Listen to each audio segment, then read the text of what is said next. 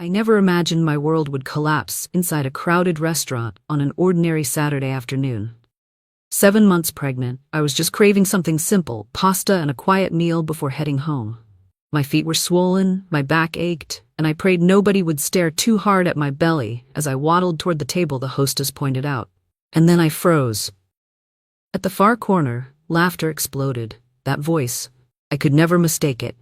Deep, confident, dripping with the same arrogance that once made me believe he could protect me from the world. My ex-husband. Beside him sat a woman I knew far too well. Her hand was resting on his arm, her giggles filling the air, her eyes glittering with victory. That woman wasn't just his new girlfriend. She was the one who had shattered my life, the one who whispered poison into his ear, the one who smiled at me while stealing everything behind my back. The room seemed to spin. I clutched the edge of the table as the hostess asked softly, "Are you okay, ma'am?" But I couldn't answer. My ex-husband's eyes lifted, and for the first time in 2 years, they locked with mine. The smile on his lips didn't fade. If anything, it grew sharper, colder. "Oh, look who it is," his girlfriend said loud enough for the entire section to hear. Her voice dripped with fake sweetness. What a surprise, she still exists. Every head turned.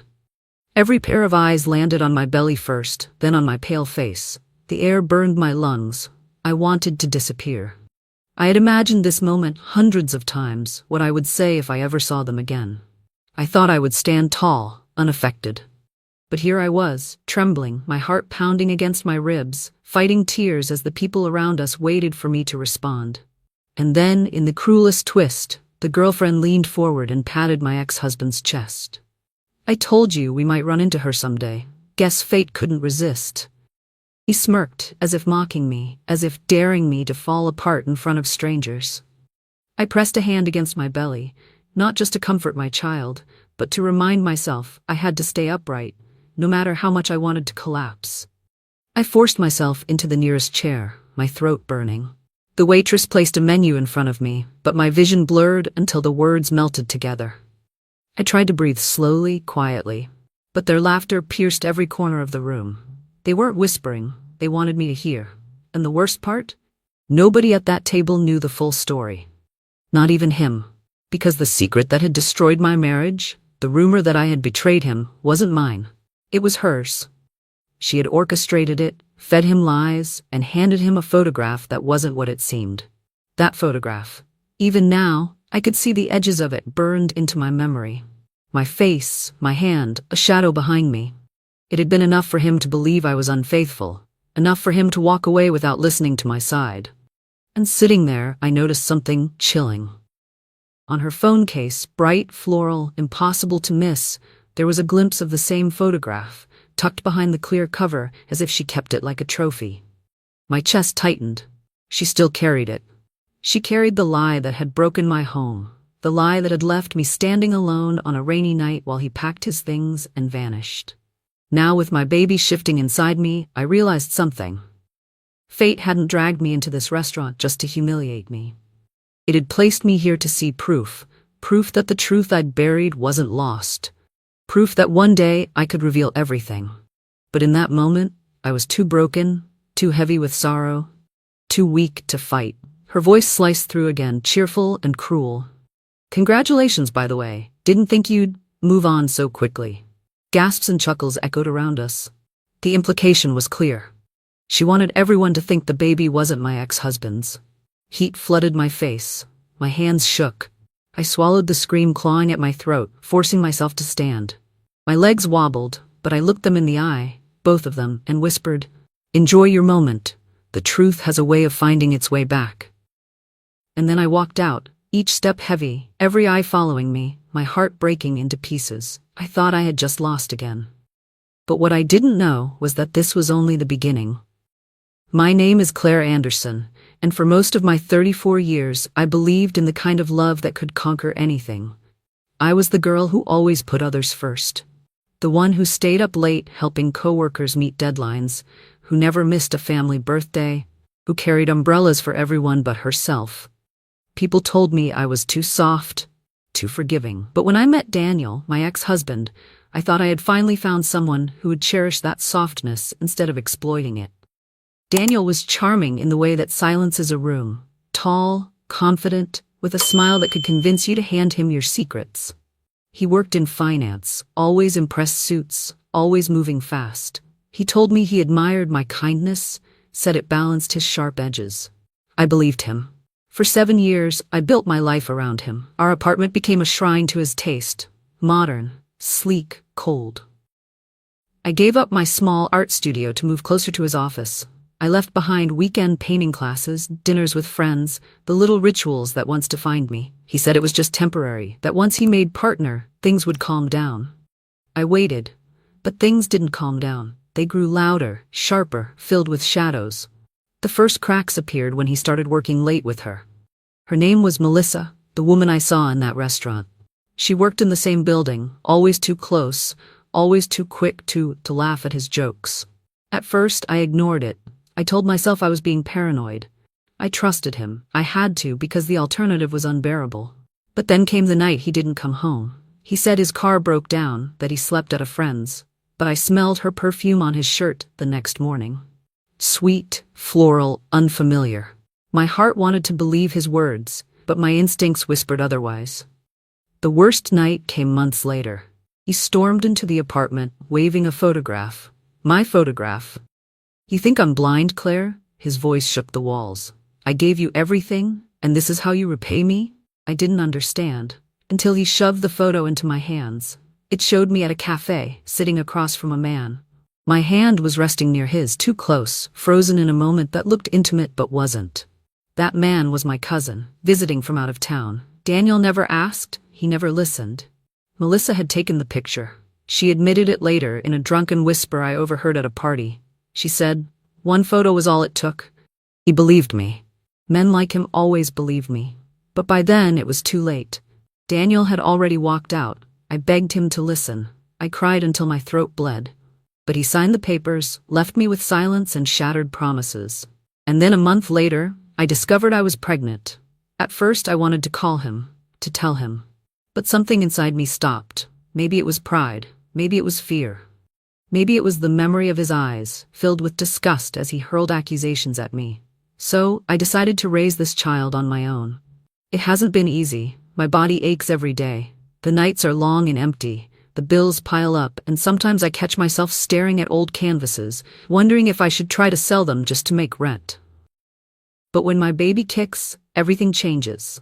The loneliness softens, the pain quiets. I tell myself I don't need him or her or anyone who doubted me. I just need to survive. Still, some nights the questions haunt me. Why didn't he trust me? Why was one photo stronger than 7 years of love? And why does she still carry that photo, flaunting it like a trophy, as if she's daring me to expose her? Last night, after the restaurant incident, I sat awake for hours. The city outside was buzzing, lights flickering against my window. I held my belly, whispering to my child, "I'll protect you. I'll never let them hurt you." But deep inside, a fire was flickering. Because now, I know she kept the photo. Which means she knows the truth could still surface. She isn't just trying to destroy me, she's protecting herself. And if fate gave me a glimpse of that weapon, maybe it's because I'm meant to use it someday. For now, though, I'm just Claire, 34, alone, swollen with hope and fear. A woman rebuilding from ashes, clinging to the only piece of love that can't be stolen, my child. I thought survival was enough. But after yesterday, I realized survival isn't the end of my story. It's the beginning. The fluorescent lights of St. Mary's Hospital flickered above me as I sat in the waiting room, one hand pressed against my belly. The hospital had become my second home these past months. Prenatal appointments, ultrasounds, late-night check-ins whenever I worried something was wrong. The nurses knew me by name. They smiled gently, offered extra pillows, whispered encouragements. It should have felt safe here. But after the restaurant, even the white walls and quiet hallways carried tension. I couldn't stop replaying their laughter. Her hand on his arm, the cruel sparkle in her eyes when she saw me. And worst of all, that photograph tucked behind her phone case. I rubbed my temples, whispering to myself, "Focus, Claire, focus on the baby." But fate wasn't done twisting the knife.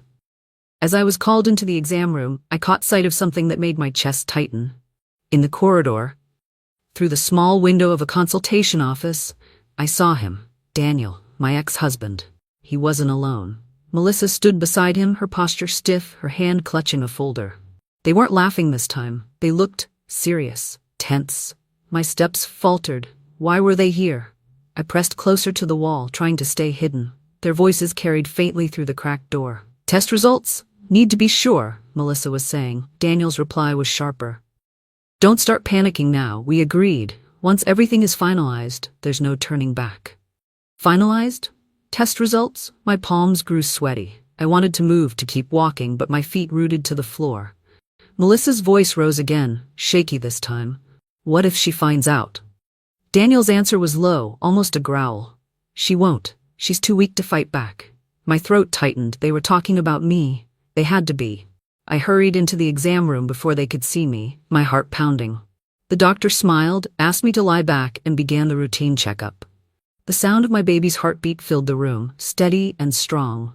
I should have felt relief. Instead, dread settled deeper. Because now I knew something I hadn't before. Melissa was hiding more than a photograph. She was hiding results. But results of what? On my way out, I forced myself to act normal, though my hands trembled as I signed the forms at the reception desk. That's when I overheard two nurses chatting nearby. You know the Anderson file? One whispered. My ears pricked. Anderson. My name? Strange situation. Confidential, but I saw a duplicate request. Two different people asking for access. Family? Not exactly. One of them wasn't listed as next of kin. My chest tightened. Someone was digging into my medical records. I walked out of the hospital clutching my belly, fighting the storm rising inside me. The cool air hit my face, but it didn't clear my head. Melissa and Daniel weren't just living their new life, laughing at my pain. They were watching me, tracking me, interfering with the one place I thought I was safe. And if they had access to my medical records, what were they planning to do with them? I wrapped my arms tighter around myself, whispering to the child inside me. They won't win. Not this time. But deep down, I wasn't sure I believed it. The next morning, I dragged myself to work, though every step felt heavier than the last. I taught part-time art classes at the community center. It wasn't much, but it paid some bills and gave me moments of peace. Painting with the kids reminded me of who I used to be before everything fell apart. But that morning, peace was nowhere to be found. Because as soon as I entered the staff lounge, I froze. Melissa was there. She stood near the bulletin board, flipping through flyers like she belonged. Her designer coat hung perfectly off her shoulders, her hair sleek and glossy, her lips curled into that same poisonous smile I remembered. What are you doing here? My voice cracked before I could stop it. She turned slowly, her eyes sliding down to my belly before meeting mine. Oh, Claire. Didn't expect to see you working here. Cute little job, though. Very humble. Heat flushed my face. Answer me. Why are you here? She smirked. Daniel's firm is sponsoring the new art wing. We're just reviewing partnerships. Of course, I had to come along. Supportive girlfriend duties, you know? My stomach twisted. This wasn't a coincidence. She had come here to invade yet another corner of my life. And then, casually, she pulled out her phone, the same one with the cursed photo tucked behind the case, and began snapping pictures of the bulletin board. What are you doing? I demanded. Oh, nothing serious. Just documenting. You never know when information might be useful. Her voice dripped with meaning. My hands shook. You've already destroyed my marriage. What else do you want from me? I whispered. She stepped closer, lowering her voice. What I want, simple. I want you out of the way. Permanently. My breath caught. Before I could respond, she leaned in, her perfume suffocating. Daniel thinks you're pathetic. Always has. That's why he believed me so easily. Do you know what he said the night he left you? He said, she was never strong enough for me. The words pierced me like knives. And then she delivered the final blow. By the way, that baby, don't get too comfortable thinking it's your safety net. Once Daniel finds out what I know, you'll lose that too. Her eyes glittered with malice. What do you mean? My voice shook. She smiled wider, stepping back. You'll see, soon. The rest of the day passed in a haze. I tried to guide the children through painting landscapes, but my hands wouldn't stop trembling. My mind replayed every word she had said. What did she know? What was she planning? And worst of all, was Daniel in on it? When class ended, I found an envelope slipped into my locker. my name scrawled across it in messy handwriting. I opened it with trembling hands. Inside was a single sheet of paper, a copy of my medical record, and at the bottom, a note written in bold black ink, "Unfit mother." My knees buckled. Someone had stolen my records, and now they were using them against me. That night, I couldn't sleep. I sat on the edge of my bed, holding the paper, tears streaming down my face. I thought about the baby inside me, the tiny kicks reminding me I wasn't alone. But what if they were right? What if they were planning to take my child from me? Melissa's words echoed in my ears. "You'll see, soon." I wrapped my arms around my belly, rocking back and forth. "No one will take you from me," I whispered, my voice breaking. "No one." But in the silence of the night, I realized something terrifying. Melissa and Daniel weren't just haunting my past, they were targeting my future. I thought I had reached my breaking point. But fate had another humiliation waiting for me. It happened at the baby shower. Some of the women from my art class insisted on organizing a small celebration. "You deserve something good," they said. I resisted at first. I didn't want attention, didn't want pity. But eventually I gave in. I told myself it would be a simple gathering, just cake and laughter, a reminder that I wasn't completely alone. The community center decorated the hall with pastel balloons. A long table was covered with little gifts wrapped in pink and blue paper. For the first time in months, I allowed myself to smile. I felt almost normal, almost happy, until they arrived. The doors opened and a hush fell over the room. Daniel, Melissa. They walked in like they owned the place. Daniel in his tailored suit, Melissa glowing in a silk dress, her hand resting possessively on his arm. My heart sank. "What are you doing here?" I demanded, my voice sharper than I intended. Melissa tilted her head innocently. "We heard about the event." Daniel felt responsible. "After all, it's his child, isn't it?" Gasps rippled through the room. All eyes turned to me, my chest tightened. "This is not the place." Daniel cut me off, his voice loud, deliberate. "Actually, it is. Everyone deserves to know the truth. Claire has been hiding something important." My knees weakened. "Don't you dare." But he already had the papers in his hand. He raised them high, his voice booming. "These are medical records. They show that Claire has been under observation for unstable emotional health. She's unfit to raise a child alone." The room exploded with whispers. My vision blurred. My lungs refused to work. Melissa stepped forward, her smile cruel. "We don't want to embarrass you, Claire, but people deserve to know the baby will be safe. We're filing for custody. Daniel has a stable home. You don't." Her words struck like lightning. "Custody? They wanted to take my baby." I staggered back, my hand gripping the table for balance. "You can't do this," I whispered. "That baby is mine." Daniel's face hardened. "It's ours, and unlike you, I can provide. I won't let my child grow up with a mother who can't even control herself." The crowd stared at me, waiting for my defense. But no words came, just silence, broken by Melissa's feigned sympathy. "She needs help," Melissa said sweetly, her hand stroking Daniel's arm. "And once she gets it, maybe she'll thank us." Laughter erupted from a corner. Not everyone laughed, but enough to slice me open. Tears blurred my vision, my throat burned. I wanted to scream, to fight back, to tear those papers from his hands and expose her lies. But my body betrayed me. My legs trembled, my heart raced, and suddenly a sharp pain ripped across my stomach. Gasps filled the room. "Claire!" someone cried. I clutched my belly, panic surging. The pain intensified. The baby kicked wildly, as if reacting to the chaos. Nurses rushed forward, chairs scraped, voices shouted. But through it all I heard Melissa's whisper, soft but poisonous, close to my ear. "This is only the beginning." They rushed me to the hospital. Doctors checked, reassured me that the baby was still safe, though I needed rest and monitoring. But inside, something had broken. They hadn't just humiliated me. They had declared war, publicly, loudly, with witnesses. And now everyone believed I was unstable. The walls of the hospital room felt like they were closing in. I held my belly, tears soaking the sheets. "They're gonna take you from me," I whispered to my child. "They'll do anything to win." But even through the fear, anger burned. Because now I knew their plan wasn't just to ruin me. It was to erase me. And I couldn't let that happen. The hospital room was quiet, except for the rhythmic beeping of the monitor beside me. I lay on the bed, staring at the ceiling, numb. My body felt like it no longer belonged to me. Every muscle ached, my stomach tightened with lingering pain, and my eyes were swollen from crying. The doctor said the baby was safe. But I wasn't. I had no strength left. The humiliation at the baby shower replayed on a loop in my head. The whispers, the stares, Daniel's voice declaring me unfit, Melissa's smirk as she planted seeds of doubt in everyone's mind. The worst part? No one defended me. Not even the women who organized the shower. They looked away, ashamed, afraid, unwilling to be caught in the storm. I was utterly alone. For days I barely moved.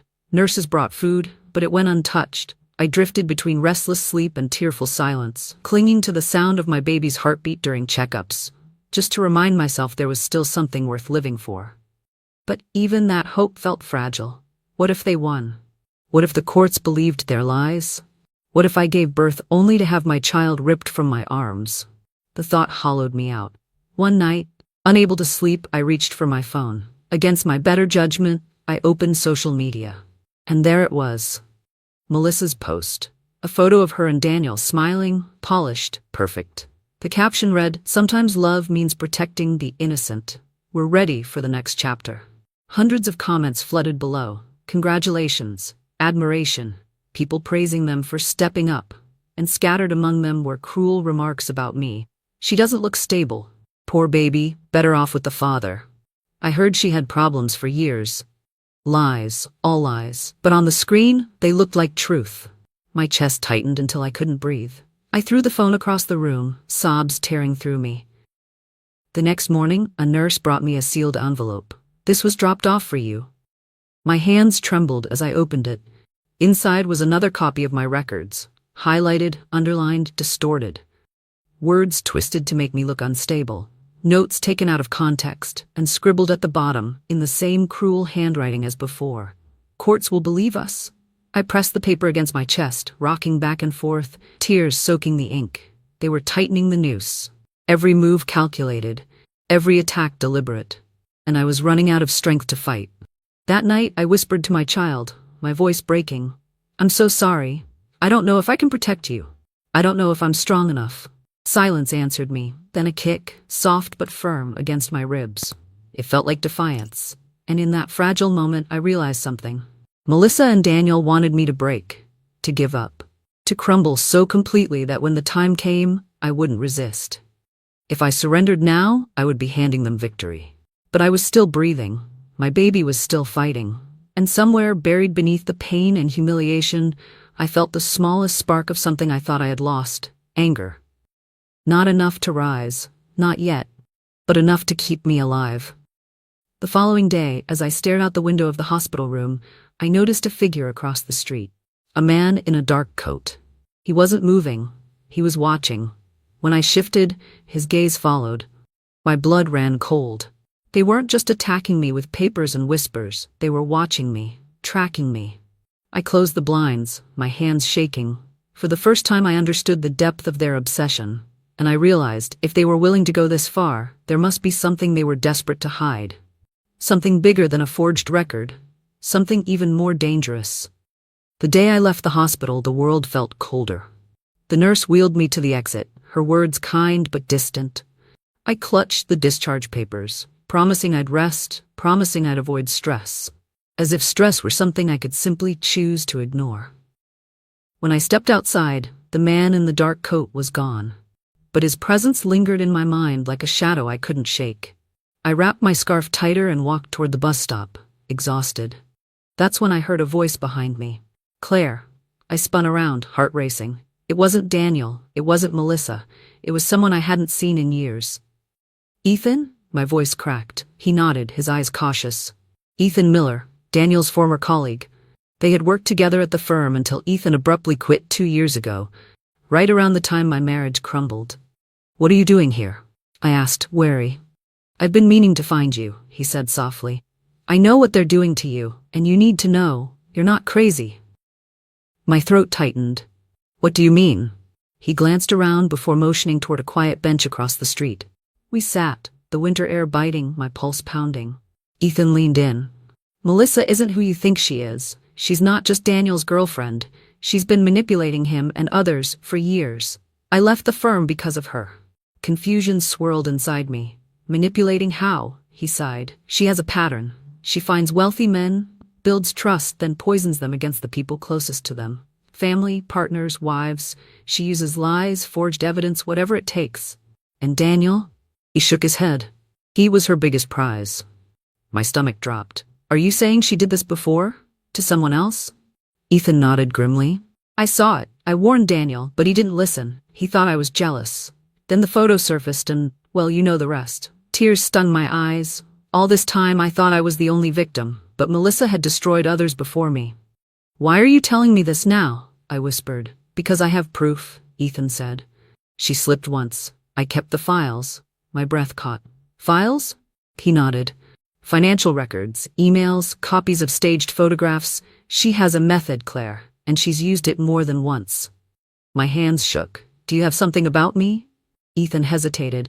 I don't have the original of your photo, but I know where she keeps her trophies. She never deletes them. She saves everything, including the truth. The air froze around me. If that was true, then somewhere out there was the original file. The one that could prove the cafe picture was innocent. Hope flickered inside me for the first time in months.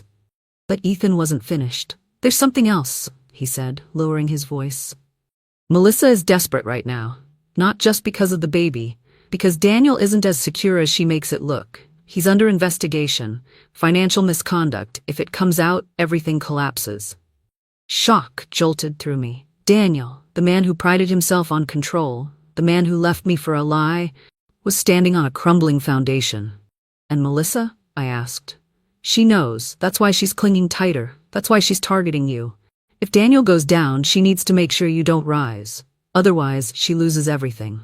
The puzzle pieces clicked in my mind. Their obsession, their threats, the stolen records. It wasn't just cruelty. It was desperation. I leaned back on the bench, my breath clouding in the cold air. For the first time, I saw them clearly. Melissa wasn't untouchable. Daniel wasn't invincible. They were terrified, and maybe, just maybe, I had a chance. I looked at Ethan, my voice trembling. Can you help me? He met my eyes, steady. If you're ready to fight, yes, but you need to be careful. Melissa doesn't forgive. She destroys. I placed a hand over my belly. My baby shifted as if responding. I don't care what it takes, I whispered. I'm not letting them win. That night, as I lay in bed, I thought about Ethan's words. Proof. Files. A history of lies. For so long I had been drowning in shame, believing I was powerless. But now I knew Melissa wasn't just my enemy. She was a predator, and predators could be exposed. The fear was still there, heavy as ever, but beneath it, something new stirred. Determination. This wasn't the end of my story, it was the turning point. And for the first time I believed the truth could still set me free. The next evening, Ethan called me. His voice was low, urgent. Claire, I found something. You need to see it. My pulse quickened. I agreed to meet him at a small cafe downtown, the kind of place no one from Daniel's polished circle would ever set foot in. When I arrived, Ethan was already seated in the back, a laptop open in front of him. He slid it toward me as soon as I sat down. On the screen was a folder of scanned documents, financial records, email chains, dozens of files, all linked to Melissa. My breath caught. She kept everything, Ethan said. She's meticulous, paranoid maybe. But that's our advantage. She doesn't delete her dirt. I scrolled through, my hands trembling. There were receipts for expensive gifts, all charged to different men's accounts.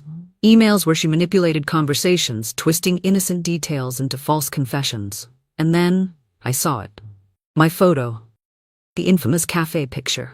But this time it wasn't cropped. I gasped, my hand flying to my mouth. The original image showed me sitting across from my cousin, our hands nowhere near each other. In the background, Melissa's reflection in the cafe window, her phone raised, capturing the shot. Tears blurred my vision. For years that photo had been my prison, proof of a betrayal I never committed. And now, here it was, exposed for the lie it always was. I whispered, my voice breaking. This could clear everything. Ethan nodded. It's solid, but you need to be strategic. If you confront them too soon, they'll bury you before you get the chance. Melissa still has influence. Daniel has money, you need timing. My chest tightened. But custody, the case, I don't have time. That's why you need allies, Ethan said. Not just me, someone the court will believe, someone who can't be bought. His words echoed in my mind. Allies. For so long, I had stood alone. Maybe that had to change. I left the cafe clutching a flash drive Ethan had copied for me. The night was cold, the streets slick with rain. My body ached, but my mind was burning. I had proof. Proof that could dismantle their lies. Proof that could save my child. But as I turned the corner, headlights flared. A car screeched to a halt beside me. The passenger window rolled down. Melissa. Her eyes glinted in the darkness. "Going somewhere, Claire?" she purred. My heart pounded. "What do you want?" She leaned closer, her smile cruel. "I want you to understand that you can't win. Daniel and we've already spoken to the lawyers. The judge will see what we show him, and when he does, you'll lose everything." I forced myself to stay calm. "You're lying. You always lie." Her smile widened. "Am I, or did Ethan finally crawl out of the hole I pushed him into?" The words sliced through me. She knew I had met Ethan. My breath caught. "You've been following me." Her laugh was sharp, cold. "Of course. You're predictable, Claire. Weak, always running to someone else to save you. But listen carefully. Ethan can't protect you. He couldn't protect himself. Why do you think he really left the firm?" I froze. "What do you mean?" She leaned back, her eyes glittering with triumph. "Ask him about the deal he covered up for Daniel. Ask him who signed off on the reports. Ask him why he disappeared the moment the investigation started." The car pulled away, tires hissing against the wet pavement, leaving me trembling on the sidewalk. That night, I sat in my apartment, the flash drive clutched in my hand. Proof of her lies. But now, new doubts gnawed at me. Could I trust Ethan completely, or was he another piece in their twisted game? I looked at the ultrasound photo on my nightstand, the tiny shape of my baby curled safely inside me. "I don't know who to trust," I whispered.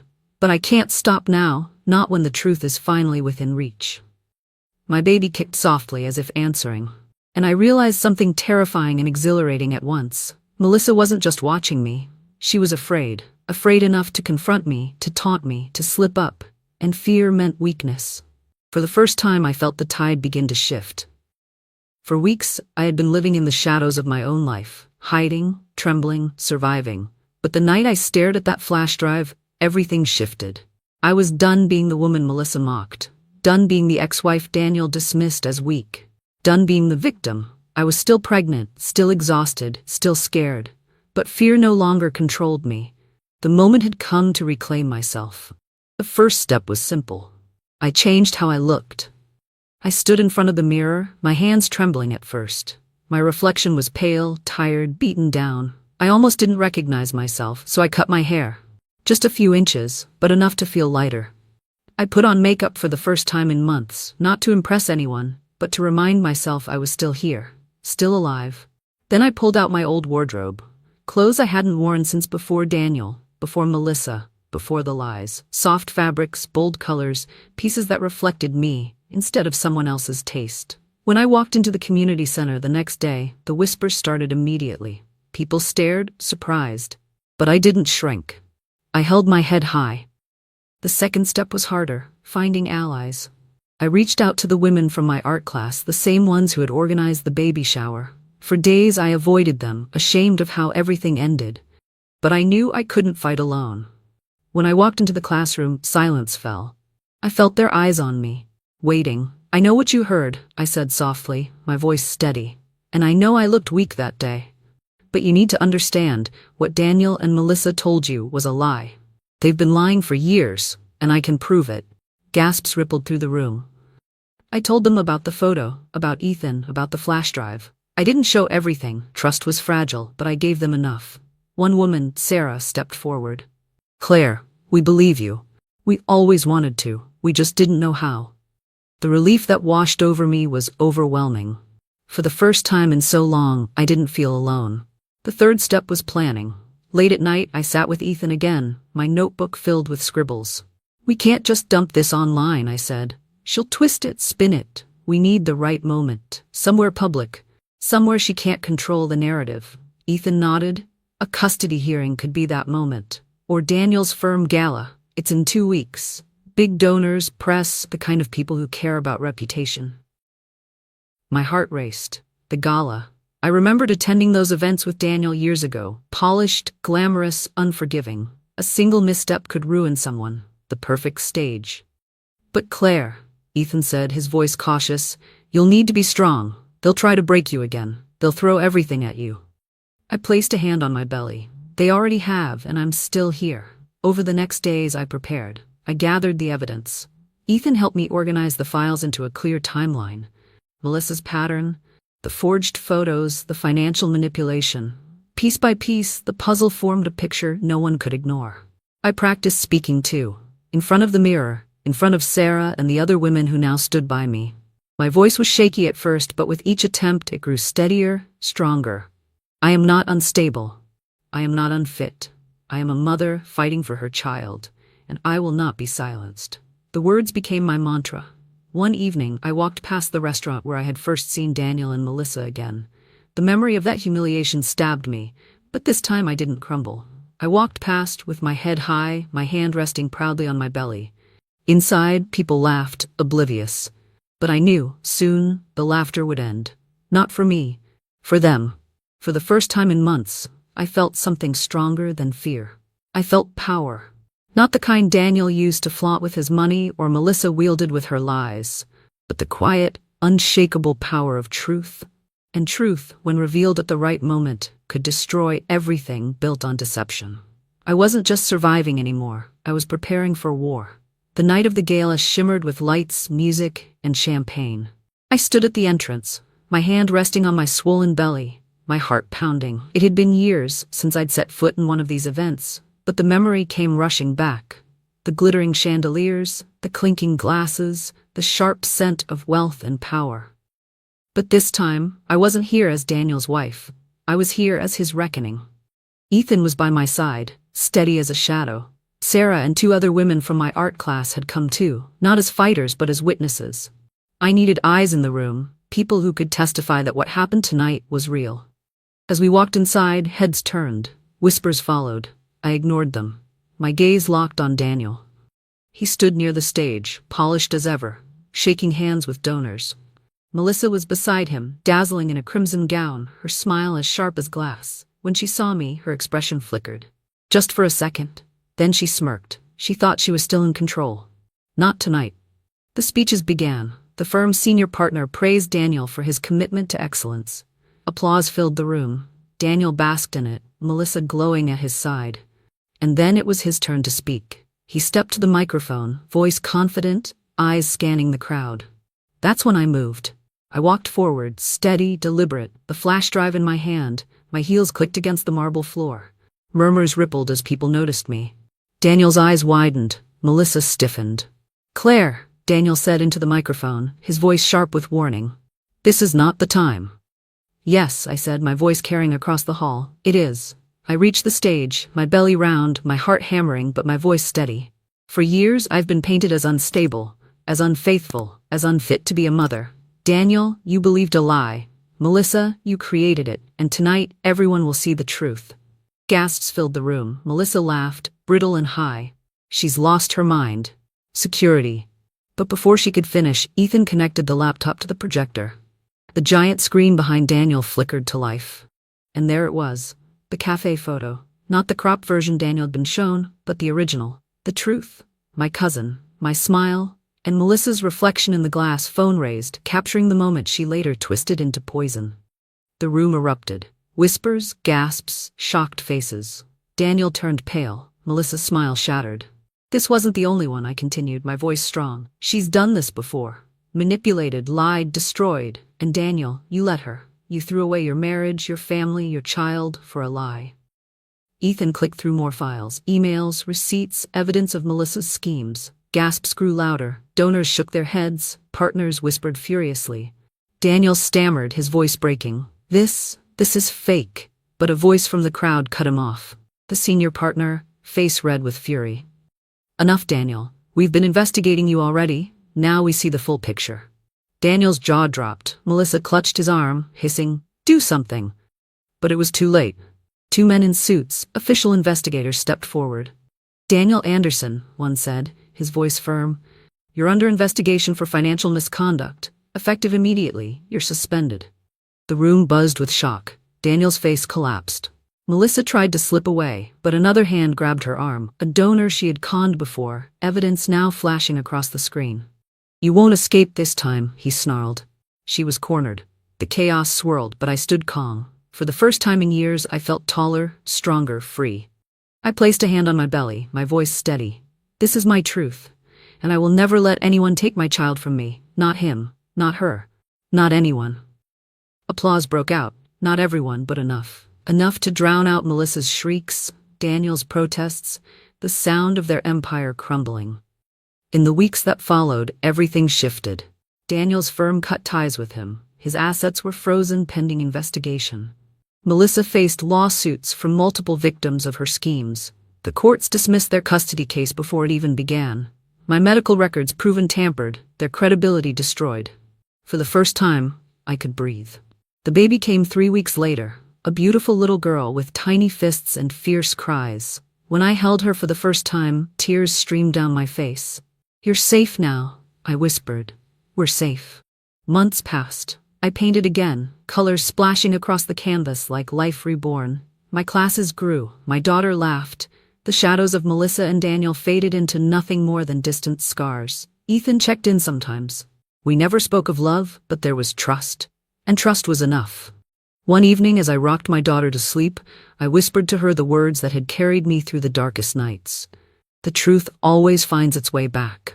And this time, it had set me free. It has been 6 months since the gala. 6 months since the lies shattered, since Daniel and Melissa's empire collapsed, since the truth finally came into the light. My life isn't perfect. I still carry the scars. Some nights I wake from dreams where I'm back in that restaurant, surrounded by laughter that cuts like knives. But then I look over at the crib beside my bed. I see my daughter's chest rising and falling, her tiny fist curled around her blanket, and the darkness disappears. Her name is Hope, because that's what she gave me when I had none. Our days are simple now. Morning light spilling through the curtains, her giggles echoing as I try to make coffee one-handed. Afternoons in the studio, her stroller parked beside my easel while I paint. Evenings filled with lullabies and the quiet rhythm of breathing that reminds me I'm never truly alone again. People still whisper sometimes. The story spread, after all. But the whispers don't cut me anymore, because for every person who judged me, 10 others reached out with kindness. Former students, neighbors, even strangers online. They told me they believed me, that they saw strength in my fight. For the first time, I feel seen. As for Daniel, he is facing charges. His name no longer commands respect. The man who once stood so tall now hides behind lawyers and excuses. And Melissa, she vanished after the lawsuits piled up.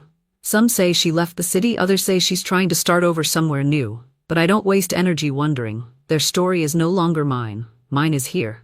In the paintbrush I hold, in the child I cradle, in the woman I've become. Sometimes, when I walk through the city, I catch my reflection in the glass of a cafe window. For years I avoided my reflection, it only showed a broken woman. But now, I stop. I smile, because I see someone different. I see a survivor, a mother, a fighter, and I whisper to myself, "You did it." Ethan still visits sometimes. He brings flowers for Hope, small canvases for me. We don't speak of the past much. We don't need to. There's a quiet understanding between us. Two people who saw the same storm and walked out alive. Will it turn into something more? Maybe. Maybe not. I'm not rushing anymore. For the first time, I don't feel like I need someone else to complete me. I'm whole already. One evening, I sat rocking Hope to sleep, humming softly, the summer air drifting through the open window. And I realized something. The life I thought was over, the one Daniel and Melissa tried so hard to destroy, wasn't gone. It was just waiting for me to find the strength to claim it again. And now, as I hold my daughter close, I know the truth. They didn't destroy me. They created the woman I was always meant to be. And that wraps up today's story. Now we want to hear from you. Where are you watching from? Drop your city or country in the comments, and let's see how far these stories reach. If this story moved you or gave you chills, give it a like, share, and subscribe for more powerful stories. One last thing, rate the story from 1 to 10 in the comments. Your feedback helps us bring you even better ones next time. Thanks for watching. We appreciate you being part of this storytelling journey.